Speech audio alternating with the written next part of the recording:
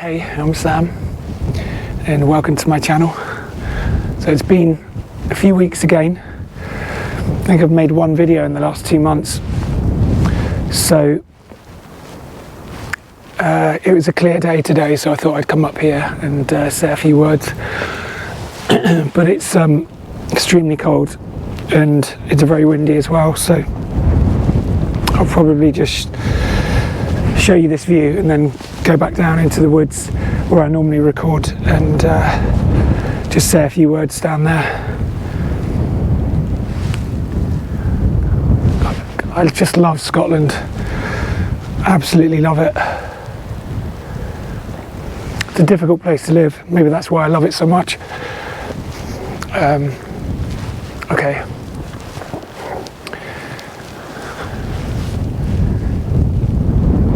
I'll see you in a minute. Bye. Hey, so I'm back in my usual spot now, and of course it's raining, and that's where I was up there on that peak. You can just see it through the trees.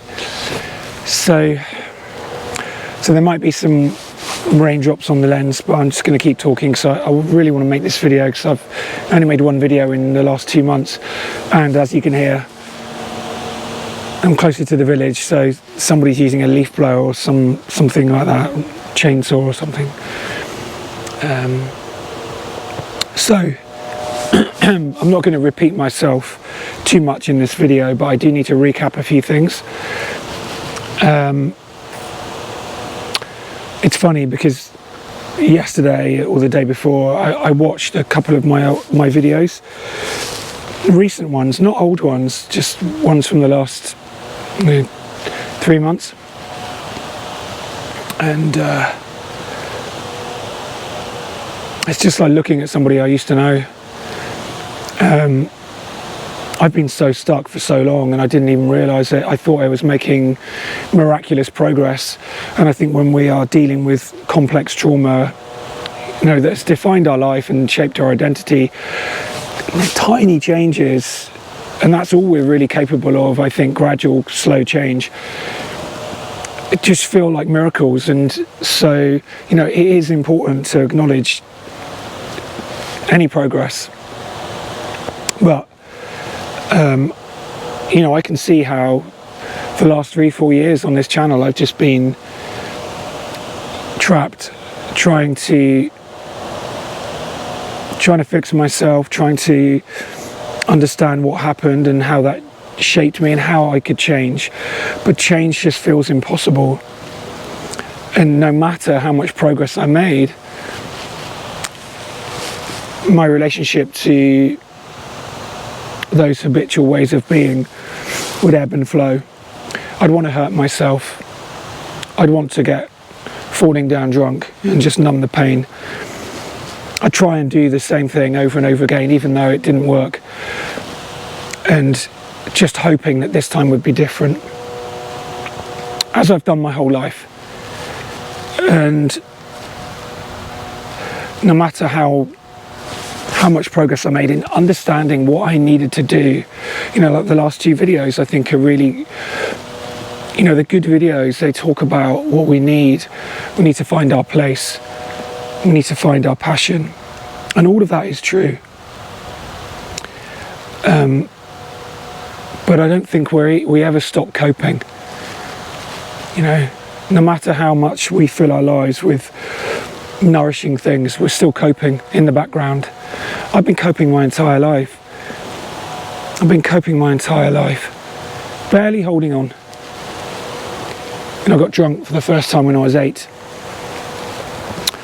And, you know, I'd already experienced disturbing, defining trauma all the way through my childhood by the time I was 8.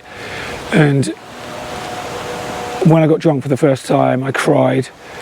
I was confused. But from that point on, I had problems with drugs and alcohol. So all my life, I've used things to numb the pain. And it's only ever temporary. And it's just another way of getting stuck. You know, taking drugs or using food. You just get stuck.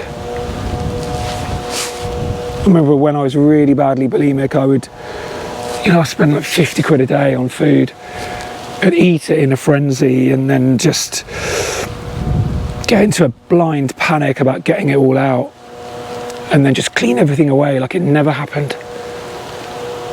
And I did that for years. Even after I transitioned and I had facial surgery, I remember after I had my face done, I was still doing it, and I had a mouthful of stitches, and I was holding my face as I was being sick. Absolutely crazy. But that's what complex trauma does to you.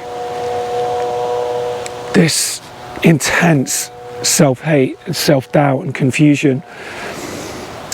It's not,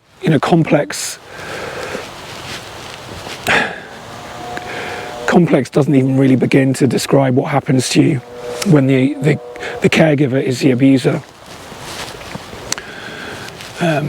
It sets up this terrible dynamic inside you where you're hardwired to love. And so the only way you can rationalize what is happening is to blame yourself, to normalize it. And then you end up in this isolated, crippling self-doubt and self-consciousness that everything you do is wrong, and you are wrong in your core. You're broken, you're damaged, you're corrupt. And all my life I've just had that feeling that everything I did was wrong, and every awful, terrible thing that happened to me was my fault. And then when things go wrong, it's so comforting, because of course they're going to go wrong, because everything you do is wrong. And it confirms that negative self-opinion, that self-hate, just confirms it. And in that confirmation, there's a success of some description. I knew it. I knew it. I knew I was right to hate myself. I knew I was right that I can't do anything positive. I can't make a decision that's stable or good. It's all my fault. And that comfort of being right, that's what we want. I'm right about something. I'm right about something. Because everything else in me and in my life is wrong. And that is how I lived my whole life. So I've made progress over the last few years sharing my own healing. Really, it was a disintegration and falling apart of the coping strategy, the identity that masked the pain. And as that fell apart, it revealed it all, and it was devastating. And then began the grief. And so that's been going on for a couple of years now, seemingly endless, but it is coming to an end. And then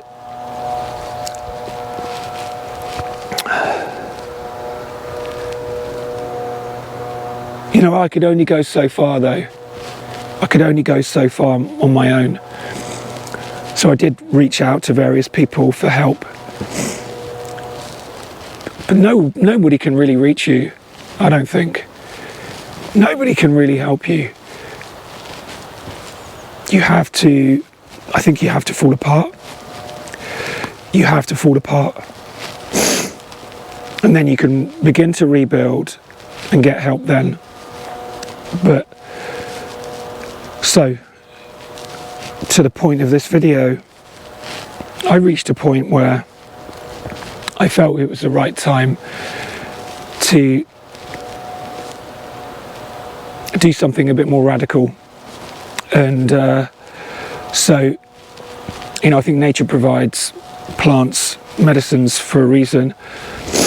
We live in an artificial reality, really. Western monoculture is a synthetic reality that seeks to replace everything natural with something artificial that can be patented. And we can medicalize our trauma, and we'll just have multiple side effects and become numb, and our bandwidth of experience will just be reduced.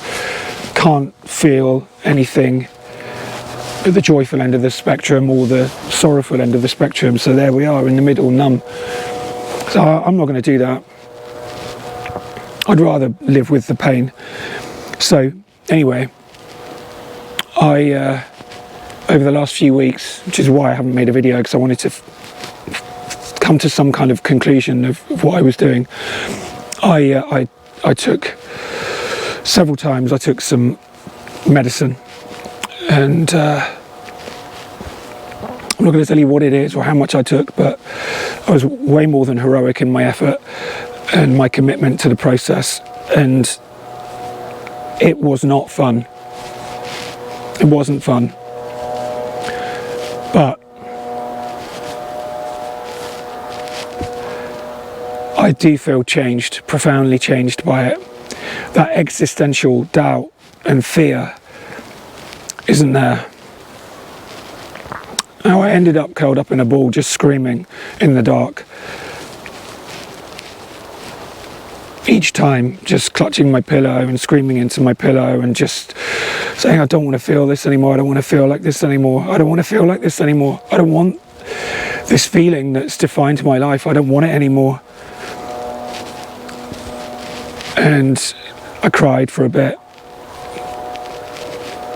And gradually the visions changed, and I ended up saying thank you each time, and then I gradually went to sleep and had meaningful dreams. I saw things that I needed to see, and I had answers to questions that I asked, and I trusted that this would work, and I trusted that I could handle the experience.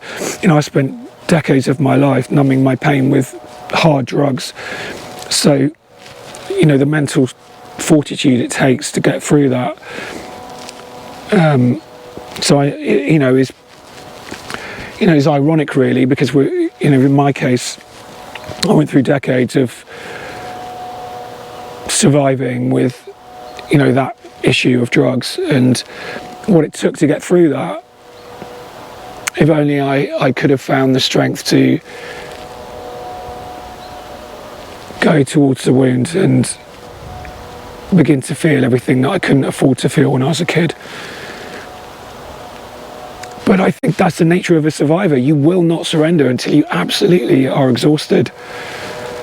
Why surrender before that? You have to get to that point of exhaustion where you just cannot go on any other way. That's what happened to me.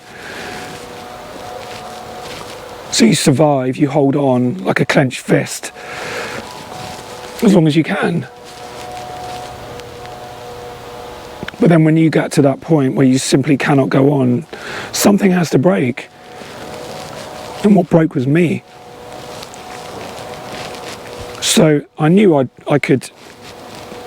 knew it would only last 4 hours, and I knew that I'd been through enough disturbing experiences in my life to be able to handle the challenges of what I was doing. And I trusted that the plant would do what I needed to do. It would take me to where I needed to go, and it would do it in a way that would benefit me, and it did. And right now I feel the strangest feeling that is completely unfamiliar, which is why I'm gently realizing it. I feel like, you can find footage on the internet of animals that have been bred for laboratory conditions, and they've never been outside the lab, and like beagles, and they're rescued and put on a lawn, and the cage is opened, and they don't know what to make of it. They don't know what to make of that grass. And that's how I feel. The pattern has been broken, and the cage is opened, and before me, apart from this beautiful colour, before me is a life of possibility. Possibilities that were always there that I couldn't see. Possibilities that I had no real faith or trust or ability to make stable choices that would bring those possibilities into reality, because I was crippled with self-hate and shame and guilt.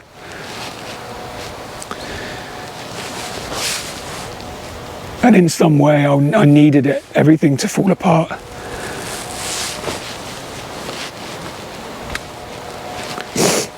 And yesterday I was just thinking, God, is this how it feels?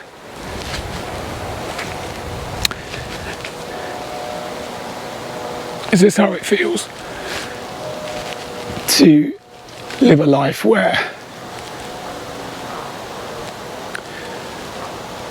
you're not living with self-hate and blame and shame, existential terror just lives in every thought? Is this what it feels like? Is this what it feels like to have choices? And I look at my life, everything I went through. You know, I'm lucky to be alive. And it just seems such a waste. And it's also a crime that this medicine is not available. That's an illustration of the world we live in, how fucked up it all is. So, God, I feel like I've been given a new language, and it's already in me. I know how to speak it. I just have to start talking, start living.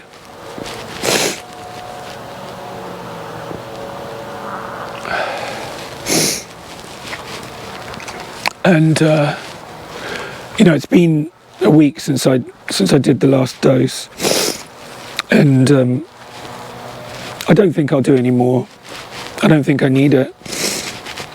Maybe I will one day, but right now I feel okay, and I feel like the experience was extremely valuable. And I'm still kind of getting used to this feeling. And I didn't want to make a video before I felt like it had stabilised, because of course there was that habitual doubt that as soon as I open my mouth something will change and I'll be proved to be a liar. So, you know, I'm not driven by that desperation anymore. You know, I've been making these videos intensely for so long because I was just so desperate. I was just so desperate to make sense out of what it was I was feeling. And that's what happens to us. We live in desperation, clinging on. And I think for most of us, sorry, my nose is running now. For most of us that have had our lives, you know, before I would have said we've had our lives stolen as children, and in a way we have, but it's still there, it's waiting for you. You've just been disconnected from it.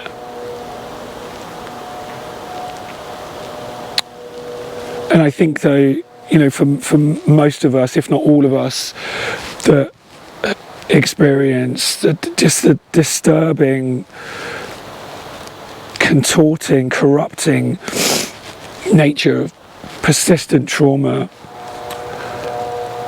you know, where the abuser is the person that you're hardwired to love.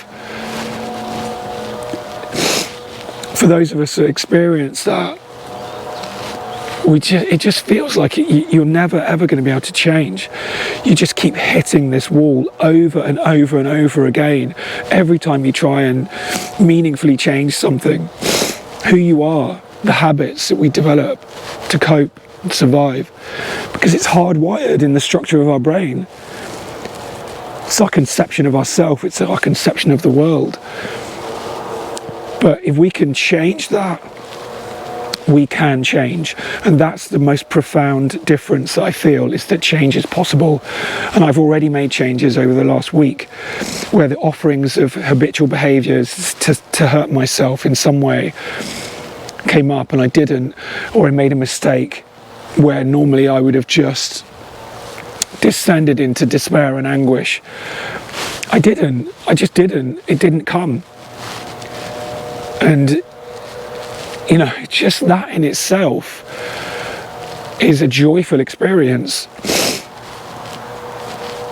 to not feel that despair and anguish after making a mistake. So, these things are provided for a reason. And also, I'll conclude on this, because obviously I'm 53, I spent 25 years, I've been on hormones for God knows how long, female hormones, and I spent most of it feels like, when I look back on my life, it feels like my life as a full male was just a tiny memory. I've spent most of my, the meaningful part of my adulthood pretending to be a woman, and started to detransition a couple of years ago. And lately, as my surgery to get my breast removed has been delayed, I've been thinking, oh, fucking hell, what am I going to do? I can't be a man with breasts, so I'll go back. I won't retransition fully, but I'll just go back to presenting more as a female, and I'll grow my hair again, just to make sense of it all. And so I've been kind of vacillating on that decision. But no, I'm not going to do that. The pressure that I felt all my life of pretending to be something I wasn't. When I was a little boy, when I was a young man, I was pretending to be a man. And then when I transitioned, that's why transition was so successful, because I'd always been pretending. So to pretend to be a woman, and so successfully, was just easy. It was easy, but there was a lot of pressure, because, there's a contrivance at the core of it, because I'm not a woman. So, I had to change my voice, and, changing mannerisms and things like that just came naturally. But, in harmonising with men is not a conflicting energy, but an energy that fitted very nicely with masculinity. That was easy. But it's so diminishing. It reduces your bandwidth of experience again, because I would not allow myself to feel my masculinity or to explore that. I was being a woman, I was doing a woman. And because, the intention I got from everybody in my life and people who didn't know me, it was such a powerful answer to that question of the child that hated himself. Can you see me? Do you love me? Do you accept me? Those questions were answered by transition. But, I just don't need to do it anymore. I don't need to do it anymore. And, so I feel like this huge transformation over the last 3 weeks alone. And so hopefully my surgery will come soon. The hospital want me to see another psychiatrist to make sure I'm not making a mistake. I said to the surgeon, listen to my voice. Listen to my voice. You feel my energy. Do I seem like a woman to you? Ridiculous. So anyway, that'll happen as soon as it's ready to happen. But here I am. Here I am. And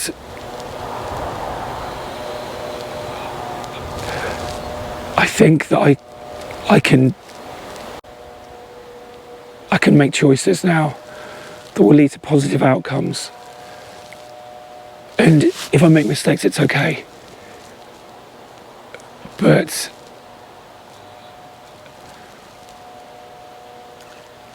it's all about discovery now. It's all about discovery.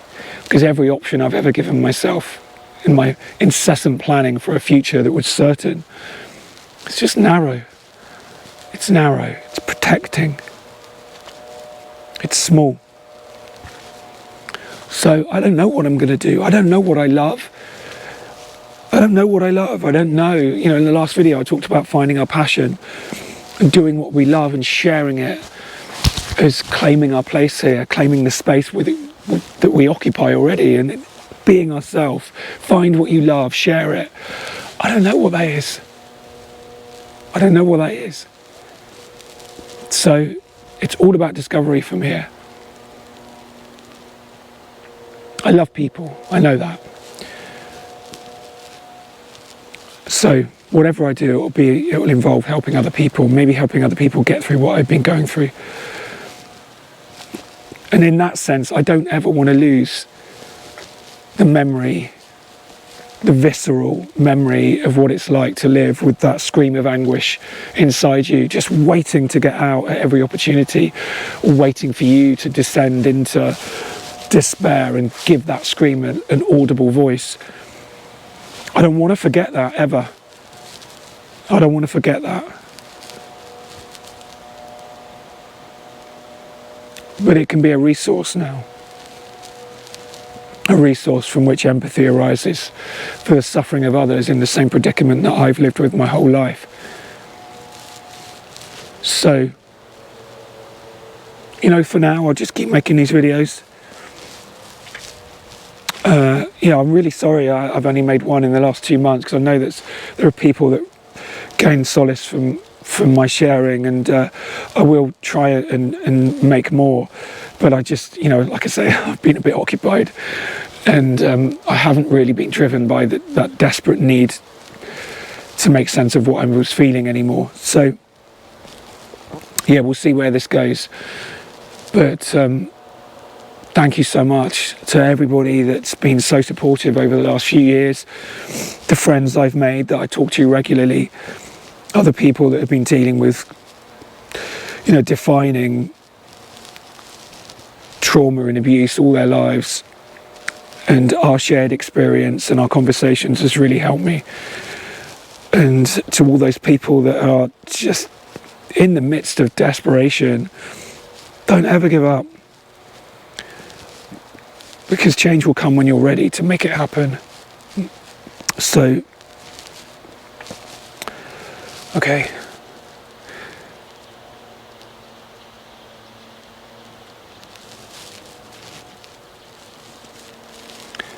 I'll see you soon. Thanks for watching. Bye.